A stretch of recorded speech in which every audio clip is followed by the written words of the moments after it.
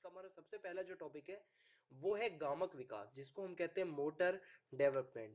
तो गामक विकास का मतलब क्या होता है? इसका मतलब होता है कि जो शिशु होता है, जो छोटा बेबी होता है, उसकी अस्थियां यानी कि जो उसकी बोन्स होती हैं, शिशु की अस्थियां तथा उसकी मांसपेशियां जो उसकी मसल्स होती हैं, उनके विकास के कारण उनकी शारीरिक गतिविधियों को करने की क्षमता को गामक विकास कहते हैं। मान लो अगर उनकी हड्डियों का विकास होता है तो वो मतलब और ज्यादा काम कर पाएंगे, उनके मांसपेशियों मसल्स का विकास होगा तो वो और ज्यादा काम कर पाएंगे। ठीक है, आगे हम समझेंगे।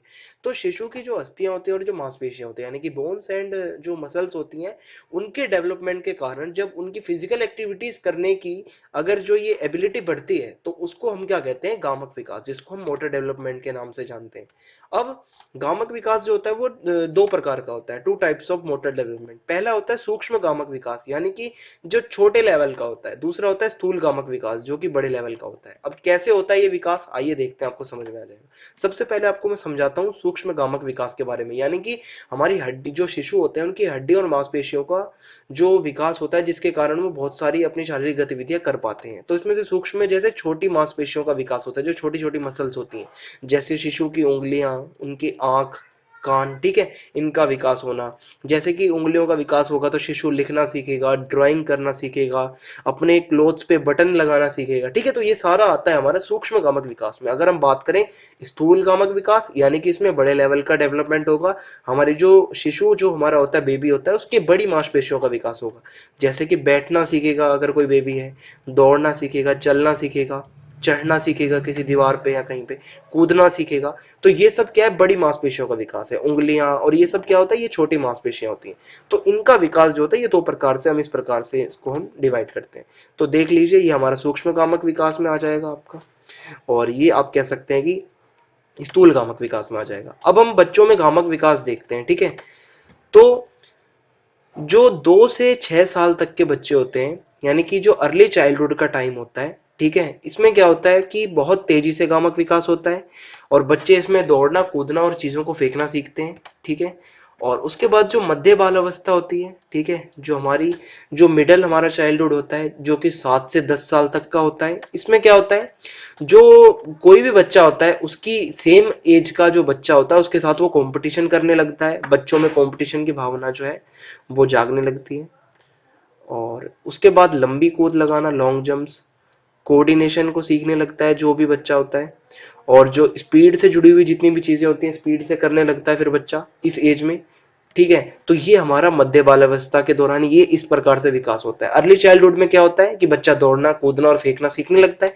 और जब 7 से 10 साल की उम्र में बच्चा आता है तो क्या होता है? वो लंबी लंबी कूद लगाना, कोऑर्डिनेशन उसका अच्छा हो जाता है, स्पीड अच्छी हो जाती है। उसकी बराबर एज के जो बच्चे होते हैं उसके साथ फिर बच्चा वो कंपटीशन करने लग जाता है। ठीक है, तो इस प्रकार से जो बच्चों में गामक विकास होता है वो हमारा दो प्रकार से इसमें देख सकते हैं। उसके बाद एक हमारा टाइम आता है जिसको हम लेटर चाइल्डहुड कहते हैं। ठीक है, 8 से 12 साल। इसमें क्या होता है?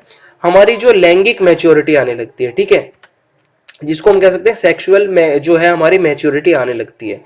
बच्चा जो होता है वो दौड़ना भी सीख जाता है, कूदना भी सीख जाता है अच्छे से। जो गुणात्मक और संख्यात्मक रणनीतियां होती हैं उनकी, ठीक है, उनका भी डेवलपमेंट होने लग जाता है। बच्चा बहुत अच्छा उसमें मतलब जो उसका माइंड होता है उसका भी डेवलपमेंट अच्छे से होने लग जाता है। साथ ही साथ जो उसके मतलब जो हम कह सकते हैं जो लैंगिक जो हमारे जो भी मतलब शिशु से जब हम आगे जब हम बढ़ते जाते हैं, जब हम चाइल्डहुड को क्रॉस करते हैं, जब हम अपनी किशोरावस्था में प्रवेश करते हैं, ठीक है, हमारे जननांगों का विकास होने लगता है। तो ये सब इसमें आ जाएगा, लैंगिक मैच्योरिटी आने लगती है। अगला टॉपिक है बच्चों में गामक विकास को प्रभावित करने वाले कारक। ये जो गामक विकास होता है ये हर बच्चे में किस प्रकार से होता है, इसके कारक क्या है? ठीक है, फैक्टर्स। पहला होता है मुद्रा विकार, दूसरा है वातावरण, तीसरा है पोषण, चौथा है मोटापा, पांचवा है अवसर और उसके बाद है अनुवांशिक। आइए इसको एक एक करके देखते हैं। सबसे पहले होता है मुद्रा विकार। मुद्रा विकार क्यों एक कारक है आपको बताता हूं।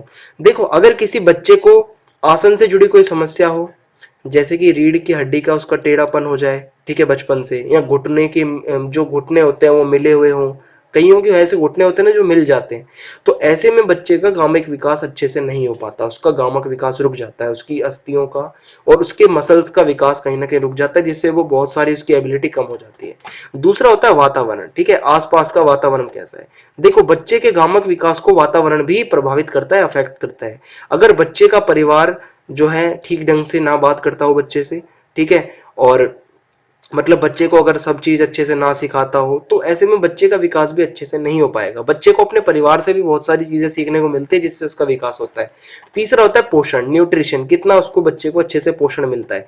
तो किसी भी बच्चे को जो होता है उसका जो विकास होता है उसके पालन पोषण पर तो बहुत ज्यादा निर्भर करता है। जैसा उसका बच्चे का पालन पोषण होता है वैसा ही उसका विकास भी होता है। तो अगर बच्चे को पौष्टिक खाना मिलता है, आपको पता है हमारे देश में बहुत ज्यादा गरीबी होती है और बहुत ज्यादा जो गरीब लोगों के जो बच्चे होते हैं उनको पौष्टिक खाना नहीं मिल पाता, जो कि एक अमीर घर के बच्चे को या मिडिल क्लास घर के बच्चे को मिल जाता है, वहीं एक गरीब घर के बच्चे को पौष्टिक खाना नहीं मिल पाता, तो उसका पोषण ढंग से नहीं हो पाता, इस वजह से उसका गामक विकास भी रुक जाता है।